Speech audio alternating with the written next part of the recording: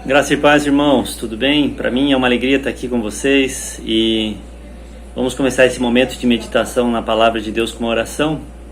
Mas de antemão quero agradecer aí ao Isaí, a todos os irmãos que sempre nos recebem com tanto carinho. Vamos pedir para que o Senhor seja glorificado nessa tarde, tá bom?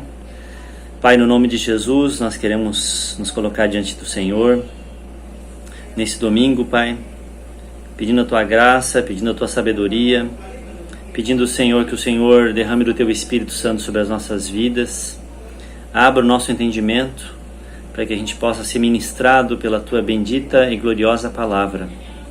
Que eu diminua, Senhor, e que o Senhor possa ser visto em toda a Tua grandeza, em toda a Tua glória, porque é a visão do Teu Filho, Pai, que nos transforma de glória em glória. É o que nós te pedimos em nome de Jesus. Amém. Irmãos, nós vamos ler Lucas no capítulo 15, diz o seguinte: Aproximavam-se de Jesus todos os publicanos e pecadores para ouvi-lo. Os fariseus e os escribas o criticavam, dizendo: Este homem acolhe os pecadores e come com eles. Jesus contou-lhes então esta parábola: Quem dentre vós, se tiver 100 ovelhas e perder uma delas, não deixa as 99 no deserto para ir procurar a ovelha perdida até encontrá-la?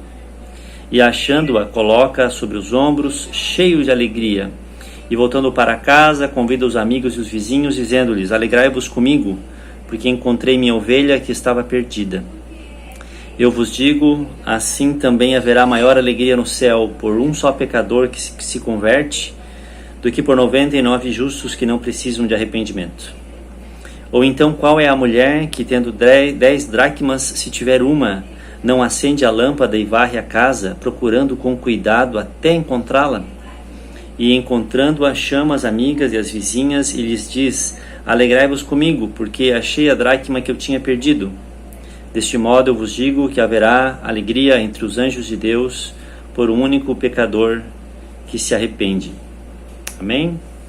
Irmãos, Jesus sempre foi santo, mas essa santidade de Jesus, diferente do que às vezes a gente pode achar que é a santidade, nunca foi uma santidade que se reservava, se excluía, se isolava das pessoas à sua volta.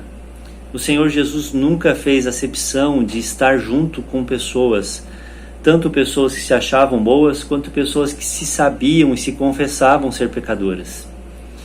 Porque quando o Senhor está, ele não é influenciado pelo meio que está. Quem está com Jesus é transformado. Ele não. Ele transforma. E isso é maravilhoso, porque Jesus é santo, mas quando ele entra em contato com a imundícia do nosso pecado, não é como acontece com uma roupa. Se eu tiver com uma roupa branca e piso numa poça de lama, é a sujeira que contamina a roupa. Mas Jesus não. Ele é tão santo, tão glorioso, tão puro, tão limpo, que quando ele entra em contato com a sujeira do nosso pecado, é a sujeira do nosso pecado que é limpa, e não a sua santidade que é suja por nós. Não é maravilhoso isso, irmãos? Então o Senhor é a luz que vence as trevas. Às vezes a luz de uma vela é pequena, e as trevas são imensas no ambiente. Mas quando aquela luz, ela brilha, com certeza as trevas não prevalecem. Foi isso que o Evangelho de João nos fala, não é? A luz resplandeceu sobre as trevas, e as trevas não prevaleceram contra ela. Então Jesus não tem medo, ele não tem a necessidade de se isolar no monastério, no alto de uma montanha, com medo que cause ele se relacionar com pessoas que precisam de socorro, que precisam de perdão, que precisam de arrependimento, que ele vai se contaminar. E os fariseus, os publicanos, os fariseus e os escribas, eles não entendiam isso, irmãos. Eles achavam que se Jesus estava conversando e fazendo as refeições junto com os pecadores, Jesus estava se misturando naquela laia. Ele não deveria. Eles não entendiam que quando Jesus entra na laia, é a laia que passa a ser santa. Então eles ficam criticando o Senhor por estar em comunhão com os pecadores. E o Senhor então conta essas 3 parábolas do capítulo 15 de Lucas. Nós lemos as 2 primeiras, a da ovelha perdida, nós lemos da dracma perdida. E a terceira delas é do filho pródigo. Então, as duas primeiras, Jesus vai retratar na parábola da ovelha e da dracma qual é a sua missão. Ele veio para ser o grande Salvador. E é sobre isso que nós vamos falar essa tarde. O Senhor conta a terceira parábola do filho pródigo para retratar qual estava sendo a atitude daqueles fariseus e escribas que estavam criticando eles. Então, a parábola do filho pródigo é muito mais a parábola do filho mais velho, a sua atitude rancorosa, a sua atitude intolerante, crítica, né? E farisaica, né? Para com a graça de Deus.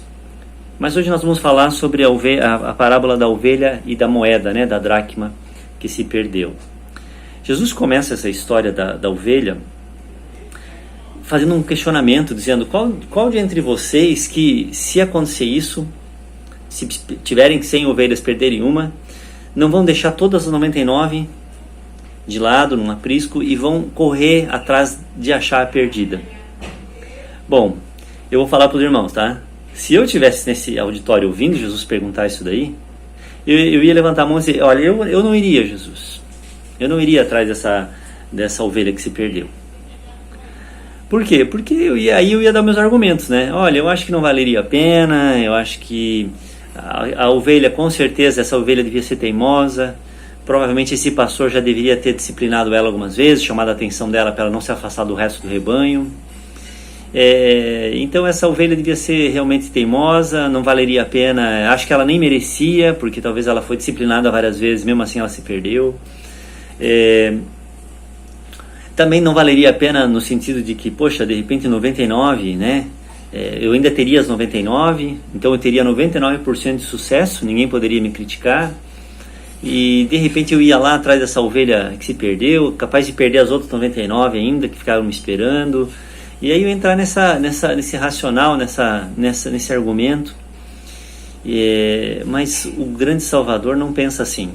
E Jesus, quando pergunta isso para o público que está ouvindo ele sabe que 100% daqueles judeus que estão ouvindo ele iriam atrás dessa ovelha. É uma pergunta retórica, ele já tem a resposta. Todos eles iriam atrás daquela uma ovelhinha que se perdeu. Por quê? Porque o povo judeu era um povo que desde a antiguidade era acostumado com essa atividade pastoril. E a função básica do pastor era alimentar e proteger a ovelha. Se um pastor não se importasse com a ovelha que se perdeu, não tinha sentido ele ser pastor. Ele não estava ali para nada. Isso era tão sério, esse instinto de salvar, de proteger, de conservar a ovelha, que a gente lê ao longo da Bíblia histórias como a do rei Davi, quando era pastor, um jovenzinho ainda, né? E que o leão ataca a sua ovelha e ele vai lá tirar a ovelha da boca do leão e entra em luta física com aquele leão. O Espírito Santo ajuda Davi e ele vence. Eu nunca entraria em luta corporal com um leão por causa de uma ovelha. Mas aquele povo judeu tinha essa cultura muito forte. E é dentro desse entendimento que Jesus já tinha expressado em João no capítulo 10, quando ele diz: eu sou o bom pastor, e o bom pastor dá a vida pela ovelha. Ele estava dando exemplos que aquela comunidade entendia. Então, com certeza, era a missão do pastor, nem que fosse preciso dar a vida pela ovelha. Então 100% deles iria. Jesus é esse grande Salvador. Ele é o bom pastor. Ele não fica medindo riscos. Será que vale a pena salvar? Será que não vale a pena salvar? Ele não fica condicionando o salvamento ao mérito de quem ele vai salvar. Não fica pensando: mas acho que aquele lá não merece. Aquele lá já aconselhei, já falei, já alertei, e mesmo assim ele se afastou, então agora que se rale, né? Que se lasque. Não, o Senhor não é assim, graças a Deus por isso. Porque a Bíblia fala lá em Isaías que todos nós andávamos desgarrados, cada um tomava o seu próprio caminho, mas o Senhor fez, né, o pecado de todos nós cair sobre ele. Então, irmãos, louvado seja Deus por esse grande Salvador. Ele foi atrás de nós, ele não mediu risco. Ele não fez média, ele não se contentou com as 99, porque faltava eu e você. Louvado seja Deus por isso. Então ele vai atrás, né? E ele não aceita perder. Essa é a característica. Ele diz: nenhum dos que tu me deste eu perdi. Ele vai atrás, ele custe o que custar, Ele não aceita perder. Ele não tolera a perda. Ele não faz média. Nós fazemos média, né? Às vezes olhamos assim para a igreja e um ou outro pode pensar assim, poxa, ano passado para cá 10 pessoas que estavam conosco não estão mais. Mas tudo bem, chegou 10 pessoas novas, então empatou, tá tudo certo. Não, o Senhor não é assim, irmãos. Para o Senhor cada vida é preciosa, para o Senhor cada vida custou o seu sangue, para o Senhor cada vida é importante, é indispensável. E então o grande Salvador vai atrás, e ele, sabe, ele não condiciona. Ele não condiciona salvar para quem merece, para quem vale a pena, porque nós, irmãos, em nós mesmos, não tínhamos mérito nenhum, nós não merecíamos ser salvos. Mas o Senhor está falando nessa parábola que Ele, é a missão dEle, é a vida dEle, é a característica dEle. Ele veio para salvar o que estava perdido, independente do valor que tinha o que estava perdido, porque para Ele vale. Porque toda pessoa que Ele salva, isso redunda em glória para o seu nome. Então a glória da salvação não está no mérito de quem merece, está no poder desse que salva mesmo quem não merece, glória a Deus. Lembra do bombeiro? O bombeiro, ele tem a missão de salvar. Então, quando toca a sirene lá no quartel, o bombeiro, ele sai naquela adrenalina, ele sai focado para salvar. E quando ele chega lá, diante de uma casa que está pegando fogo, imagina que tem alguém lá na janela, lá no meio da fumaça, precisando ser salva. O bombeiro não desce do caminhão e grita para a pessoa lá de cima, escuta, quem é que tocou fogo na tua casa? Foi tu? Quem que é a culpa? Porque eu não sei se tu merece ser salvo. Não. O bombeiro, ele chega, irmãos, ele não faz perguntas, ele vai e ele salva. Assim é o grande Salvador. Assim é o Senhor Jesus. A sua missão é salvar. O seu nome, Jesus, significa Jeová salva. Não é maravilhoso isso? O paramédico é a mesma coisa. O paramédico, ele vai atender um acidente automobilístico, ele não sai lá, chega lá, ele começa a olhar as marcas no asfalto para entender. Não, mas peraí, quem é que invadiu a pista de quem aqui? Glória a Deus. Não é a missão do paramédico fazer esse tipo de estudo. Ele vai para salvar. E ele salva quem mais precisa, primeiro. Né? Ele não fica, esse aqui não merece ser salvo, porque esse aqui foi ocupado aqui no acidente, então eu vou salvar só esse aqui, e esse aqui também está mais fácil. Não. O paramédico, ele vai com a missão de salvar. E quanto mais impossível e difícil é a missão de salvação, maior é a glória do Salvador.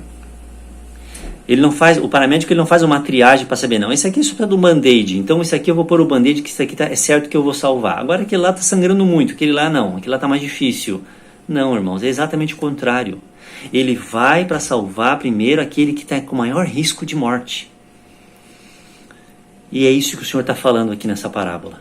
Ele veio para salvar o que estava perdido. Ele veio para salvar para aqueles que estão desesperados por salvação. E todo aquele que invocar o nome do Senhor, esse será salvo. Esse é o grande Salvador. Não é maravilhoso isso, irmãos?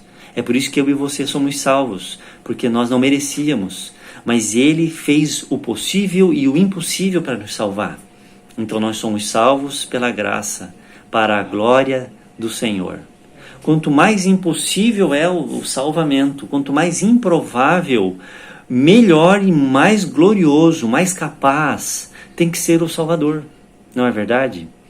Então, para salvar gente como eu e como você, pecadores incorrigíveis, condenados, moribundos espiritualmente, o Senhor vem e Ele salva. E só Ele pode, tem glória, é capaz, é poderoso e é digno de operar tamanha salvação, como Ele tem operado na minha e na sua vida.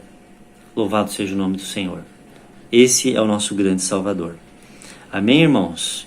Então a nossa miséria glorifica esse Salvador. Por isso que nós estamos aqui. Nós não estamos aqui batendo no peito dizendo, olha como eu sou salvo, como eu fui salvo e os outros não foram. Isso não produz orgulho.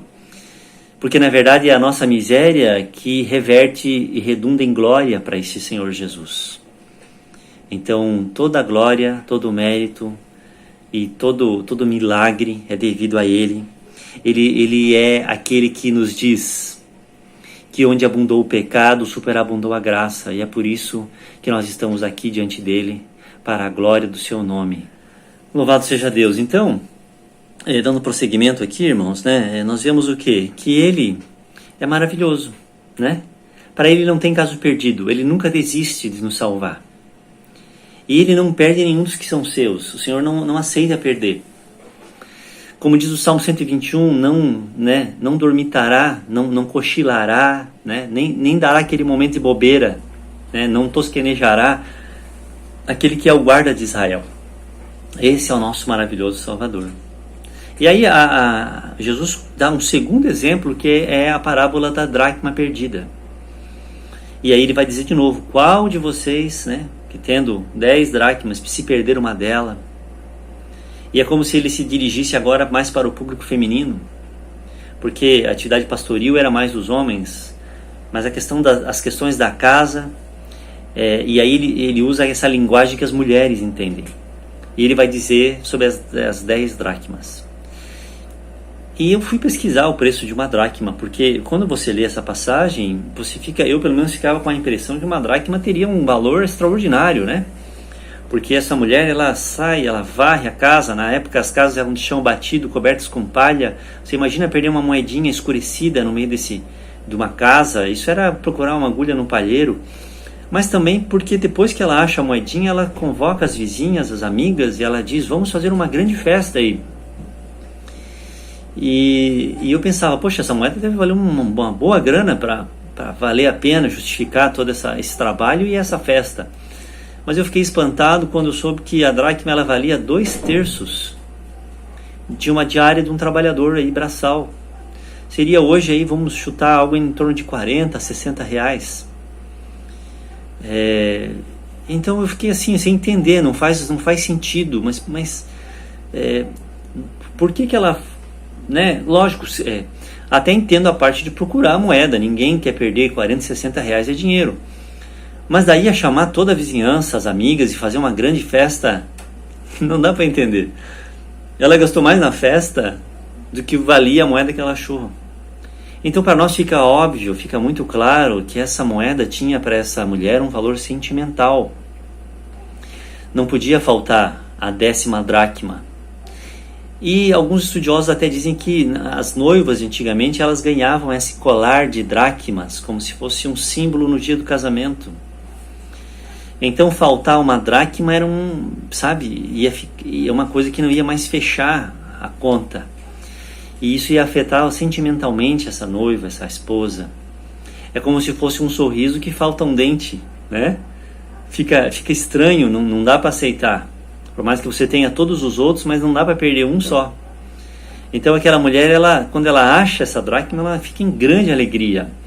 E ela dá a festa. E ela dá a festa porque ela não é uma pessoa que estava procurando a dracma por pobreza.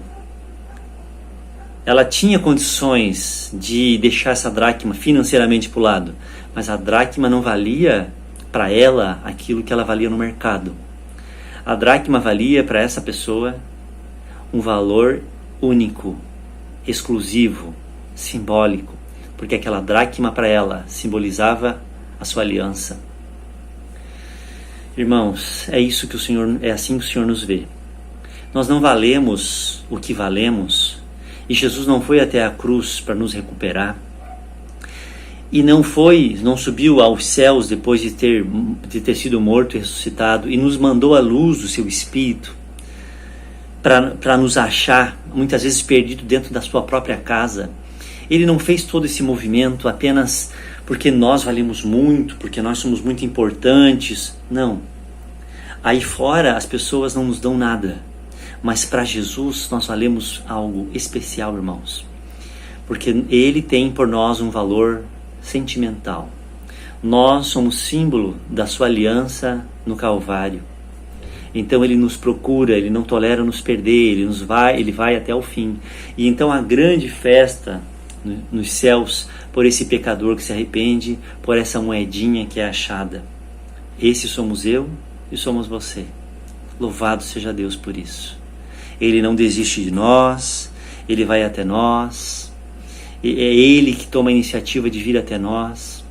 Na religião, o homem busca a Deus e depois bate no peito e diz para Deus: agora você me deve uma vida abençoada, você me deve tudo que eu mereço. Mas o Evangelho é Deus indo atrás de pessoas que não merecem. E quando Deus acha essas pessoas que não merecem e salva e levanta, a Bíblia diz que essas pessoas têm uma dívida impagável de gratidão. Gratidão a Deus. Essa deve ser a nossa postura, essa deve ser a nossa salvação. Irmãos, Ele fez isso ontem, Ele faz isso hoje e Ele ainda fará no futuro. Nós fomos salvos ontem, nós somos salvos hoje. A parábola da ovelha fala do quê? De alguém que se perdeu longe e ele teve um movimento de ir lá fora buscar. Essa é a nossa experiência de salvação no dia em que nós conhecemos o Senhor. Mas a parábola da dracma fala da nossa salvação hoje, porque é possível que a gente se perca dentro de casa, dentro da casa dele. Que de alguma maneira a gente caia e fique onde está, estático, parado, perdido, inerte. Então o Senhor acende a luz do seu Espírito, acende a luz da sua palavra, porque lâmpada para os meus pés é a tua palavra e luz para o meu caminho, como diz o Salmo 119. E Ele nos acha e nos levanta e quer nos colocar junto do seu coração de novo. O nosso valor é sermos dele. É isso que Ele tem feito a cada dia conosco, irmãos, para que a gente não se perca nem fora como a ovelha, nem dentro como a moeda. Então nós valemos o que valemos porque nós somos dele. E Ele nos salva todos os dias. Uma época eu trabalhei numa fábrica têxtil e eu descobri que do mesmo tecido, um tecido de boa qualidade, muitas vezes era vendido por uma empresa de marca de roupa que ia vender por uma fortuna, depois de pôr a sua marquinha e o seu selo sobre aquele tecido. E as sobras às vezes iam aí para o comércio popular, para o balaio, né? Então, isso me fez refletir que do mesmo tecido, um era vendido por um alto preço e o outro não valia quase nada. Por quê? Qual que era a diferença entre um e outro? Era a marca. Irmãos, nós temos a marca de Cristo. Você tem a marca de Cristo. E nós valemos o que valemos porque somos dele. Agora, se nós tirarmos ele da nossa vida, irmãos, não temos valor nenhum. Mas com ele em nós, com ele impresso em nós, na nossa vida, nas nossas atitudes, nas nossas palavras, temos certeza, irmãos, que o nosso valor é estabelecido. É o Senhor e a sua presença em nós que diz o quanto nós valemos. Não é aquilo que as pessoas falam de você, não é aquilo que as pessoas criticam de você, não é aquilo que as pessoas acusam você, desconfiam e suspeitam de você, não é nem mesmo o que você acha de você, é o que Ele diz que você vale. E você vale porque você foi alcançado por Ele, recebeu a marca do Senhor na sua vida, que é a presença e a vida do seu Espírito no seu dia a dia, e isso faz com que nós tenhamos o nosso valor. Agora, apesar desse grande Salvador ser tão maravilhoso, irmãos, existe também algo, uma característica dele, desse Cristo que vem e nos salva, desse Cristo que vem ao nosso encontro e nos confronta e nos arranca do pecado, que nos arranca das ferragens desse acidente que aconteceu lá em Gênesis 3, na queda do homem, na entrada do pecado no mundo, que Ele nos arranca dos nossos vícios, que Ele nos arranca das nossas tribulações, angústias, até mesmo das influências demoníacas na nossa vida. Sim, esse é o lado maravilhoso dele. Mas existe um lado do Senhor que também nos escandaliza. E que é que o Senhor vem numa missão tão grande, tão forte, tão determinada para nos salvar, que Ele não nos poupará de dores. Ele não nos poupará de, se preciso, causar sofrimento momentâneo na nossa vida, a fim de que nós possamos ter uma salvação eterna. E isso, no momento, nos assusta, pode nos assustar. Quando você vai e você espera que Jesus venha para te salvar e transformar a tua vida numa vida maravilhosa, numa vida de bem-estar, de sucesso, de prosperidade, e de repente parece que Ele entrou e começou a operar salvação na tua e na minha vida, e parece que está doendo mais do que antes, parece que está mais difícil do que antes, parece que as coisas não estão acontecendo como você esperava, parece que tudo ficou mais dolorido. Sim, irmãos, isso é verdade. É possível, sim. Por que é possível? Porque o Senhor, Ele não nos poupará. Ele não vai medir esforços, não vai hesitar em nos ferir se for preciso para nos salvar. Voltando ao exemplo do paramédico, Imagina que você, irmão ou irmã, seja um paramédico, uma paramédica, né?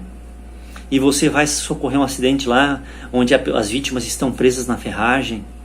E Deus nos livre, né? Mas uma dessas vítimas aí está com toda a ferragem enterrada nas suas pernas, no seu tornozelo. E aquilo está sangrando, uma cena terrível.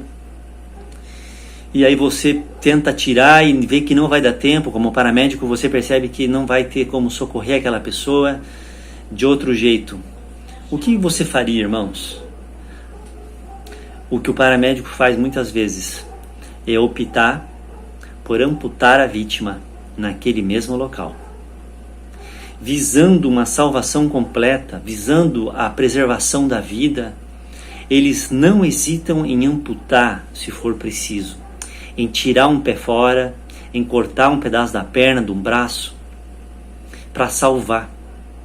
E nessa hora a vítima pode pensar: poxa, eu achei que vocês iam me ajudar, eu achei que a minha dor estava acabando e de repente vocês parecem que vieram aqui para piorar a minha situação. Não, mas é que o paramédico sabe o que ele está fazendo.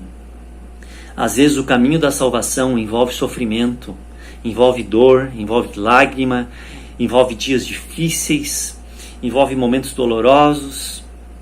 E aí a nossa tendência é começar a se comparar com as pessoas à nossa volta. Poxa, mas parece que o outro está tão bem, parece que o outro lá, tudo que faz está satisfeito, ninguém reclama, ninguém se queixa, só eu que estou nessa dor, só eu que estou nessa angústia. Irmão, dói para você, porque para você ainda existe esperança.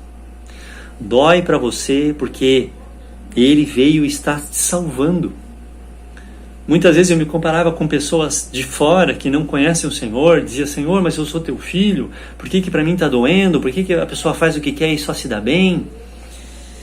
Mas irmãos, se você está lá sendo uma vítima, sendo socorrida, e você é o único que está gemendo, você sabe o que isso significa? Significa que todas as outras pessoas já morreram, e para elas não existe salvação. Mas para você, porque existe salvação, vai doer. Vai gerar sofrimento momentâneo, visando salvação no futuro. E é isso que o Senhor faz, irmãos. Quando nós lemos passagens como Mateus 5:29, nós lemos a fala de um paramédico. Quando o Senhor, de maneira radical, Ele diz assim na sua palavra: por isso, se o teu olho direito te levar a pecar, arranca-o e joga-o para longe de ti, porque é melhor perderes uma só parte do teu corpo do que o teu corpo inteiro ser jogado no inferno. Se a tua mão direita te leva a pecar, corta, joga para longe de ti, porque é melhor perderes uma só parte do teu corpo do que o teu corpo inteiro ser lançado no inferno. O que é que ele está falando aqui? Ele está falando de você se mutilar fisicamente? Não, irmãos. Ele está dando a visão do paramédico. E a visão do paramédico é: se for preciso, perca, porque às vezes é preciso perder para ganhar. Então o Senhor faz isso, irmãos. E isso às vezes nos choca, nos escandaliza.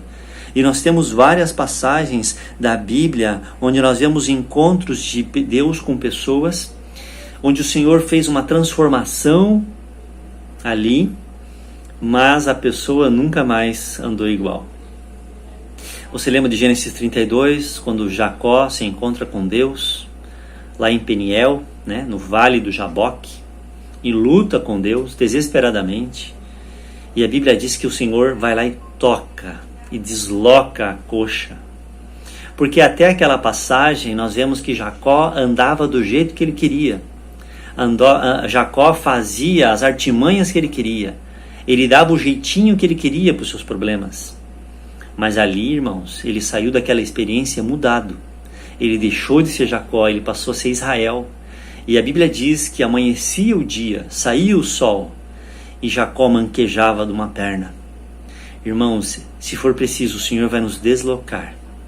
Se for preciso, o Senhor vai nos tocar, vai infligir dor, vai nos fazer andar de um jeito diferente. Mas mais do que isso, Ele fará tudo isso visando dar um novo jeito de caminhar e nos dar um novo destino, uma nova identidade, como deu para Jacó, fazendo com que ele se tornasse, desde daquela deslocação, naquele início daquele manquejar, um príncipe de Deus. É isso que o Senhor faz, irmãos. É isso que o Senhor faz. E tantos outros que nós poderíamos citar. A história de Sansão também. Sansão, o Senhor deu vários alertas, e Sansão não escutava o Senhor. E o Senhor mostrou tantas coisas, tanta graça, tanta misericórdia para Sansão, Sansão não escutou. Então um dia o Senhor permitiu que os olhos de Sansão fossem arrancados. Aqueles olhos que já tinham visto tanta coisa, tanta misericórdia de Deus, agora foram arrancados, porque foram olhos obstinados, olhos que não tinham discernimento da graça de Deus e de que ele fazia o que fazia pela presença de Deus na vida dele, não pelos seus próprios méritos. Então Sansão é escravizado lá pelos filisteus, é jogado num calabouço escuro, fazendo trabalho de animal, movendo aquela pedra de moinho, lembra? Só que lá no escuro daquela prisão, cego dos 2 olhos, Sansão pela primeira vez começa a enxergar. Começa a enxergar que não era aquele o plano de Deus para sua vida. Começa a enxergar que haveria ainda graça para ele se ele clamasse uma vez mais. Agora, precisava ter chegado nesse extremo? Não precisava, irmãos, eu acredito que não. Mas o Senhor viu que chegou nesse extremo, e quando chega nos extremos, o Senhor opera a salvação, custe o que custar. E eu tenho orado e pedido para Deus para que Ele me salve, e nos salve, custe o que custar. Porque o importante, irmãos, é que sejamos salvos. Mais do que o conforto, do que a alegria e do que o prazer do presente momento da nossa vida, nós precisamos, se for preciso, perder para ganhar. Esse é o chamado do Evangelho. Quem quiser vir após mim, negue-se a si mesmo, tome a sua cruz e siga-me. Porque aquele que amar a sua vida vai perdê-la, mas aquele que perder vai ganhar. Às vezes, irmão, nós precisamos perder para ganhar. O jovem rico que se aproximou de Jesus, ele se aproximou com uma atitude só de ganhar. Eu tenho tudo isso daqui e eu quero ganhar a vida eterna. E o Senhor disse o que para ele? Você precisa aprender a perder, se você quiser ser salvo. Vai, vende tudo que tu tem, dá aos pobres, daí depois vem e me segue. E ele não quis perder. E porque ele não quis perder, não aceitou as perdas que Deus impôs na vida dele, ele perdeu tudo, inclusive a salvação. Então, irmãos, Deus vai fazer conosco esse trabalho de nos esvaziar, de nos enxugar, de nos aliviar de coisas que nós levamos e achamos que são imprescindíveis, que são importantíssimas, que são a nossa mais-valia, e o Senhor olha para aquilo e diz, isso na verdade está te atrapalhando. E Ele nos leva a renunciar a coisas. E aí vamos perder, irmãos. Vamos perder sim, e isso nos entristece. Mas o que nós vamos ganhar é tão mais glorioso, o que nós vamos experimentar em Deus é tão mais superior, que não existe comparação. Foi o que Paulo falou em 2 Coríntios 4. Não tem como comparar a glória que nós há de ser revelada com os presentes sofrimentos. Lembra de Jó, o que ele perdeu? Ele foi amputado de filhos, ele foi amputado de bens, ele foi amputado de dignidade social, de admiração na sociedade, reputação. Mas então, lá no final do seu livro, ele olha e ele vê o Senhor se manifestando em glória para ele de dentro de um redemoinho.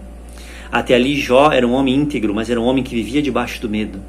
Mas agora, irmãos, quando ele perdeu tudo, ele descobriu que Deus basta, de que Deus é tudo para ele, de que antes ele escutava de ouvir falar o Senhor, mas agora ele foi levado a um nível maravilhoso e superior de intimidade, de revelação com Cristo. Deus não tira nada de nós que Ele não preencha com a sua própria glória. Toda renúncia que você e eu fazemos diante do Senhor vale muito a pena. Vale muito a pena. Nunca conheci uma pessoa, um homem, mulher, jovem ou velho, que tenha renunciado a algo pelo Senhor, que tenha sido amputado em algo pelo Senhor e que tenha se arrependido depois. Vale a pena, irmãos. Valerá a pena, irmãos. Haverá um momento em que nós chegaremos e adentraremos naqueles portais da glória, e nesse dia não sei como chegaremos lá.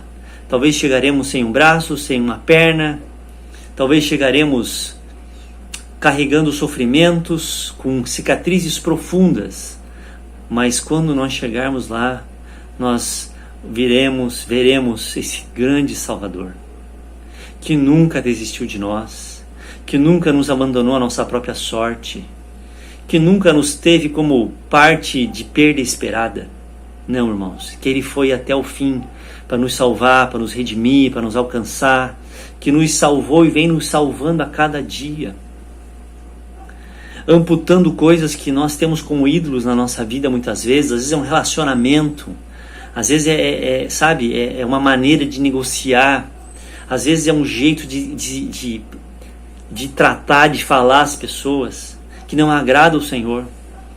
E aí o Senhor vai nos amputando, mas aquilo é movido por amor, é movido pelo seu grande coração do Salvador. E quando nós chegarmos na glória, nós vamos olhar para Ele e vamos dizer: Senhor, cheguei aqui sem isso, sem aquilo, cheguei aqui me rastejando, cheguei aqui com cicatrizes, cheguei aqui com marcas, mas cheguei aqui porque o Senhor não desistiu de mim, porque o Senhor esteve comigo ao meu lado, porque o Senhor me sustentou, porque o Senhor foi o meu grande Salvador. E Ele vai olhar para mim e para você e vai dizer: vinde, bendito do meu Pai, possuí tudo.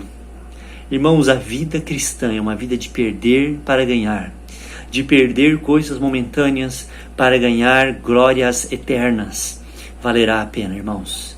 Eu não sei qual é o teu momento. Se você ainda não teve uma experiência real com Jesus, está perdido lá fora.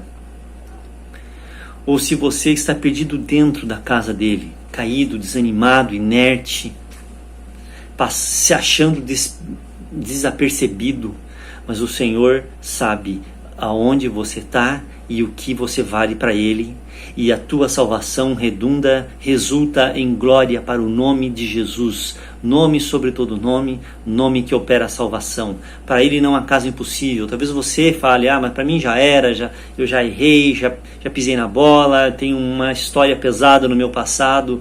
Irmãos, não olhe para você.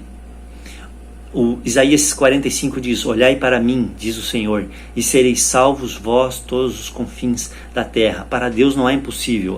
Mas o meu caso está difícil demais, não existe mais possibilidade de salvação. Irmãos, esse é o grande Salvador. Lázaro estava morto há 4 dias, apodrecendo no fundo do sepulcro, e o Senhor chegou lá e disse: Lázaro, sai para fora. E Lázaro voltou à vida, porque para esse grande Salvador não existe impossíveis.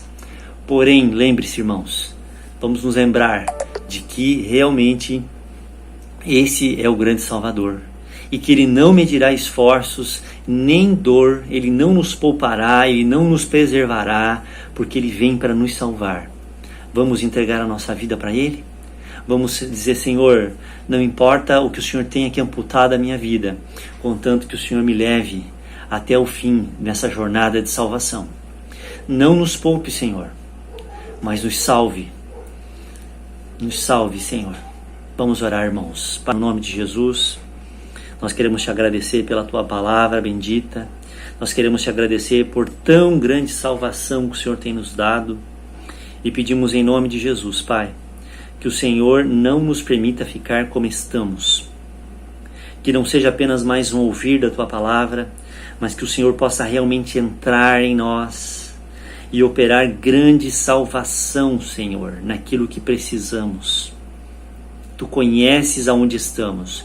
Nós, às vezes, estamos tão perdidos que nós nem sabemos dizer aonde e no que nós nos metemos.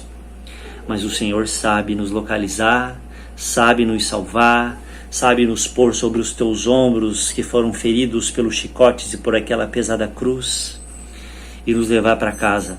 E o Senhor sabe também, Pai, nos colocar diante do Senhor. E isso é maravilhoso demais, isso é glória para o teu nome. Pai, nós pedimos em nome de Jesus que o Senhor nos salve, nos dê graça, nos perdoe e ampute aquilo que tiver que ser amputado. Nós nos entregamos inteiramente confiados em Ti, porque a dor é passageira, mas a glória é eterna. Sim, Senhor. É uma oração difícil essa, mas não nos poupe, Senhor. Nós não queremos ser preservados e acabar no inferno. Senhor, tira de nós o que for necessário. Pai, aquela pessoa que está escutando isso, vendo isso agora, e que o Senhor já tem ministrado que ela precisa amputar aquilo da vida dela, e que talvez ela esteja se enrolando, esteja adiando essa decisão, porque ela sabe que isso vai doer profundamente. Pai, no nome de Jesus, enche essa pessoa de coragem, de que o Senhor está indo na direção dela hoje com esse bisturi, mas esse bisturi movido por amor, porque o Senhor sabe que se aquilo não for amputado, aquilo cobrará um preço terrível.